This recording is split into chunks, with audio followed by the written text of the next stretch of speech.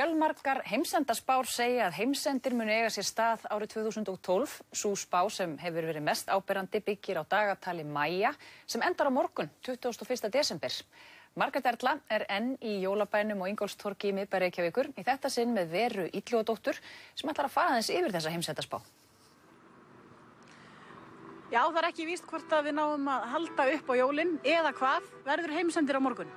Já, svo það er víst. Það er allavega það sem margir hafa haldið fram og það er þá á morgun sem lýkur því lengsta af mörgum dagatölum Majanna gömlu og þetta er nú ansi flóknir útreikningar sem ég þori ekki að fara með svona í beinni útsendingu en þá verða 5126 ár liðin frá því að Majarnir töldu að heimurinn hefði verið skapaður og þá lýkur einhverju svona ákveðnu tímabili, dagatali og þá einhverju sem telja að þetta þýði að þá hafi Majarnir haldið að heimurinn myndi farast með einhverjum hræðilegum hætti.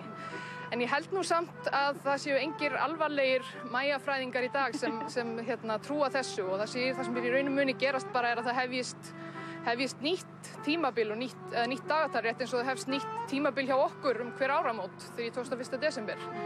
Og í rauninni bara, ég held að sé engin alvarleg fræði sem bendir til þess að verði heimsendir á morgun. Já, þannig að dagatali gæti þess bara farið í hring?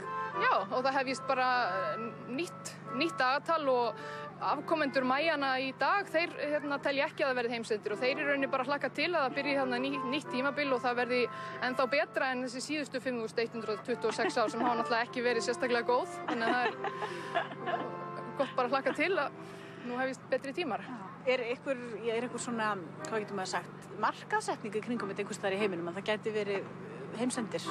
Já, ef maður vill hafa varan á, þá getur maður farið til þorps í frönsku Pýreneafjöllum. Þar er eitthvað ákveðið fjall sem einhverju sem aðhyllast svona ýmsa nýaldarspeki, þeir trúa því að inni í fjallinu sé geimskip og geimverur og þessar geimverur ætli síðan að brjótast út úr fjallinu þegar heimsendir brestur á morgun. Og ef maður fer til þessa þorps, þá getur maður húkað sér far með geimverunum og komist hann í öruggt skjól. Það er kannski orðið of seint að fara að flýja þangað núna, ég veit það ekki. En fólk er byrjað að safnast þar saman? Já, það er víst alveg 20.000 manna sem hafa farið þarna. Já. Við vonum að bjargast. Við vonum það besta og að það komi jól. Við ætlum að kveðja héðan af Ingólfstorgi með lúðrasveitinni Svan sem ætlar að spila lagið Snæfinn snjókall sem ég held að hann hafi bráðnað í nokkurn veginn svona veðri. Gjörið þið svo vel.